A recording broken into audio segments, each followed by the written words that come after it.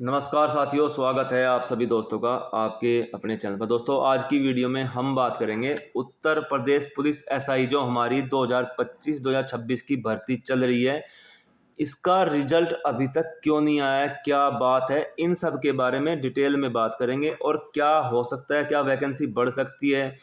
UP लेखपाल की जो पैरेलल में इसके भर्ती चल रही है, अगर वो दोनों भर्ती का रिजल्ट 10-15 दिन आगे पीछे हो जाए, यानी कि अगर लेखपाल का रिजल्ट पहले आ जाए, एसआई का बाद में आए, तो भर्ती की कट ऑफ पर क्या इफेक्ट पड़ सकता है और क्या वैकेंसी बढ़ेगी या नहीं बढ़ेगी, इनके बारे में यहाँ पर बात करेंगे। देखिए, जैसा कि आप सब जानते हैं, 14-15 मार्च को आपका एग्जाम हो गया था। जैसे आपका एग्जाम हो गया तो जो हमारा विभाग है, विभाग ने तुरंत लेटर जारी किया, भाई आपका जो डीवीपीएसटी है वो मई के पहले सप्ताह में हो जाएगा। और जो लास्ट लेटर आया था वो आया था 15 अप्रैल को, साइन लेटर था। उसमें ये कहा गया था कि 18 अप्रैल तक हमें डीवीपीएसटी के लिए जो स्टाफ है उसकी कंप्लीट रिपोर्ट चाहिए। उन्होंने बता दिया था कि किस किस लेवल के अधिकारी डीवीपीएसटी कराएंगे, कितने डिस्ट्रिक्ट में डीवीपीएसटी होगा। मगर वो सिर्फ एक, मुझे जो अभी अनुमान लग रहा है, वो सिर्फ कहीं ना कहीं कैंडिडेट्स को डराने के लिए होता है, क्योंकि उत्तर प्रदेश में कोई भी भर्ती ऐसी नहीं गई है उत्तर प्रदेश पुलिस की कि वो समय से पूरी हो जाए।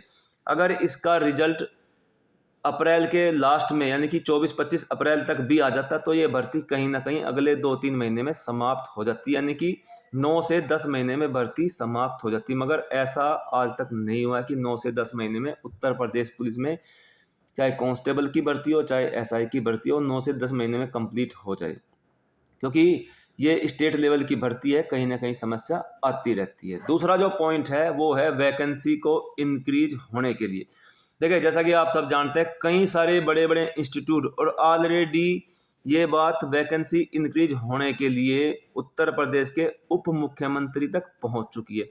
अगर कोई बात उप मुख्यमंत्री तक पहुंच जाए तो जरूरी नहीं है कि उप मुख्यमंत्री उस बात को सिर्फ अपने तक सीमित रखे, वो जरूर उत्तर प्रदेश के जो मुख्यमंत्री जी हैं उन तक बात पहुंच चुकी होगी। अगर यहाँ पर वैकेंसी इंक्रीज होती है तो उसके फायदे क्या है। देखिए, सबसे पहला जो फायदा है, जो कैंडिडेट्स ऑलरेडी भर्ती में चल रहे हैं उन्हीं को फायदा है। और उत्तर प्रदेश में कैंडिडेट्स की कोई कमी नहीं है, और ऑलरेडी मुख्यमंत्री जी ने भी बोल दिया कि भाई हमारे पास वैकेंसी है और हम 1 लाख भर्ती निकाल लेंगे, जिसमें सिपाही, हेड कांस्टेबल, एसआई, उन्होंने क्लियर कर दिया है। तो यहाँ पर जो फायदा होगा, जो बॉर्डर लाइन पे कैंडिडेट्स हैं उनको फायदा हो जाएगा। कैंडिडेट्स की कमी नहीं है हमारे पास, ऑलरेडी वैकेंसी डिपार्टमेंट के पास है, और सीएम साहब ने खुद कह दिया, यानी कि चारों बात जो मैं आपको बता चुका हूँ, चारों बात हो चुकी है। और जो सबसे बड़ा यहाँ पर फायदा होगा, अगर मान लीजिए यहाँ पर 1500 से 2000 वैकेंसी अगर इंक्रीज हो जाती है, क्योंकि डिपार्टमेंट के पास काफ़ी वैकेंसी, सफिशिएंट वैकेंसी है, अगर यहाँ पे 1500 से 2000 वैकेंसी इंक्रीज हो जाती है, और एग्जाम का जो पैटर्न था, जो लेवल था, वो हल्का था, इजी था। और आपने देखा होगा जो होमगार्ड का अभी एग्जाम हुआ है उसका लेवल, और जो हमारे यूपीएसआई का जो एग्जाम होता उसका लेवल, कहीं ना कहीं दोनों एग्जाम में दिन रात का फर्क था। यानी कि अगर होमगार्ड का जो एग्जाम है वो एसआई के लेवल का था, और जो एसआई का जो एग्जाम था वो होमगार्ड के लेवल का था, यानी कि इतना फर्क एग्जाम में था। इस बात को लेकर आप बुरा मत मानिएगा, ये सच्चाई है।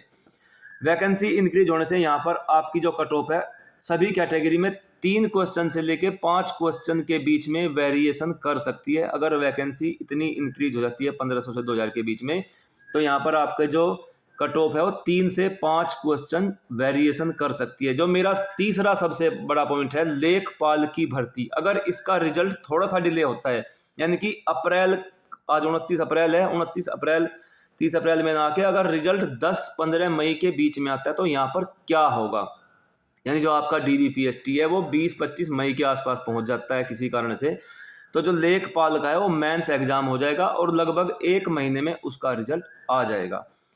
ये भर्ती उस भर्ती के पैरेलल हो जाएगी। अगर किसी कारणवश, पॉइंट को समझिएगा, ये भर्ती जो हमारी सब इंस्पेक्टर वाली चल रही है, इसका रिजल्ट लेखपाल के रिजल्ट के बाद में आता है, जो फाइनल रिजल्ट है, तो कहीं ना कहीं जो कट ऑफ हो जाएगी वो 8000 और 4000, यानी कि 12500 में कट ऑफ हो जाएगी। और वहां पर कैंडिडेट्स के पास 2 चॉइस हो जाएगी, और 2 चॉइस होने से क्या होगा, बहुत सारे जो कैंडिडेट्स है वो लेखपाल की तरफ अपना जो रुख है लेखपाल की तरफ कर देंगे। उस कारण से भी इस भर्ती की कट ऑफ पर इफेक्ट पड़ सकता है। मगर मैं ऑलरेडी आपको बता चुका हूं पॉइंट क्या है। पॉइंट यही है कि जब तक लेखपाल का रिजल्ट, यानी लेखपाल की जो भर्ती है, उसका ठीक ठाक से होना बहुत ज़रूरी है, क्योंकि ये भर्ती भी उत्तर प्रदेश गवर्नमेंट की है और उत्तर प्रदेश गवर्नमेंट में कोई भी भर्ती कराना बिना किसी समस्या के बहुत कठिन है। उत्तर प्रदेश बहुत बड़ा है, कहीं ना कहीं से कोई ना कोई समस्या खड़ी हो ही जाती है। यानी कि लेखपाल की भर्ती कराना भी उत्तर प्रदेश गवर्नमेंट के लिए एक खुद में चैलेंज होता है। यानी कोई भी भर्ती पूरी कराना उत्तर प्रदेश गवर्नमेंट के लिए बहुत बड़ा चैलेंज है।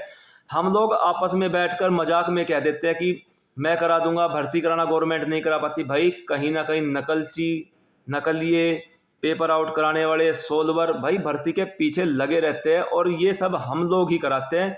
हम लोगों की गलती से ही होता है। अगर हम लोग ईमानदारी से, निष्पक्षता से चाहे तो भाई भर्ती साफ सुथरी जा सकती है। थोड़ी सी हमें खुद ही मेहनत करनी चाहिए, पढ़ने के लिए कोशिश करनी चाहिए। अगर लेखपाल का रिजल्ट पहले आता है, मैं ऑलरेडी बता चुका हूँ, तो ही कट ऑफ डाउन जाने के चांस है। चौथा जो सबसे बड़ा कारण है, फाइनल आंसर की।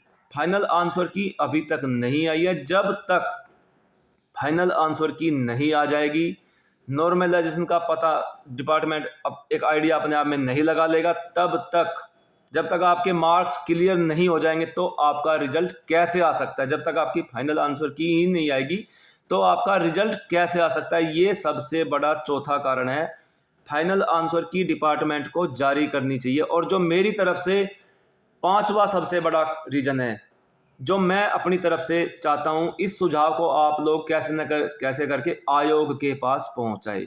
यहाँ पर जो सबसे बड़ा सुझाव है, देखिए, आयोग को सभी बच्चों के, यानी कि सभी कैंडिडेट्स के मार्क्स जो है जारी करने चाहिए। यानी कि स्कोर कार्ड क्लियरली दिखाई देना चाहिए। और नॉर्मलाइजेशन किस प्रकार दिया है भाई, मार्क्स किस प्रकार बढ़े हैं, किस प्रकार घटे हैं। कई बार आयोग क्या है, यहाँ पर ऐसा लगने लगता है कि जो बच्चा, कहीं कुछ ऐसा तो नहीं हो रहा आयोग में कि पीछे की रास्ते से एंट्री दी जा रही हो कैंडिडेट्स को। मान लीजिए किसी कैंडिडेट्स के मार्क्स कम हैं, पीछे के रास्ते की एंट्री का मतलब यही है कि अगर किसी कैंडिडेट्स के मार्क्स कम हैं और उसको नॉर्मलाइजेशन ज़्यादा देकर जिस बच्चे के मार्क्स अच्छे हैं, जिसने पढ़ाई की है, उससे आगे निकाल दिया जाता है। ये एक काफ़ी लोचे वाली बात है। यानी कि जब DVPST की कट ऑफ लग रही है तो यहाँ पर डिपार्टमेंट को जो बच्चे का अंक पत्र है उसको जारी कर देना चाहिए। यानी कि जितने मार्क्स उनके बन रहे हैं, नॉर्मलाइजेशन में उसके मार्क्स कितने हैं, उसको दिखा देना चाहिए, जिससे क्लियरिटी आ जाए और कट ऑफ एक साफ सुथरी कट ऑफ लगनी चाहिए। और इसमें ही एक और बड़ा पॉइंट है, जब भर्ती समाप्त हो जाती है, यानी कि लेखपाल की भर्ती भी है, SI की भर्ती भी है, ऑलरेडी कई सारी भर्ती इसके पैरेलल चल रही है, जैसे कि जो पुरानी हमारी चलती आ रही है, जैसे कि वहाँ पे जूनियर असिस्टेंट की 2023 में 24 में 2 वैकेंसी चल रही है, उनका भी कहीं ना कहीं अब जल्दी समाप्त होने वाली है। भर्ती भी लगभग 4-5 महीने में दोनों भर्ती समाप्त हो जाएगी। तो उन भर्ती को देखते हुए, इतनी सारी वैकेंसी जो चल रही है पीछे से, इनको देखते हुए ऑलरेडी कई बच्चे सेंट्रल गवर्नमेंट में भी अच्छी जॉब पा जाते हैं।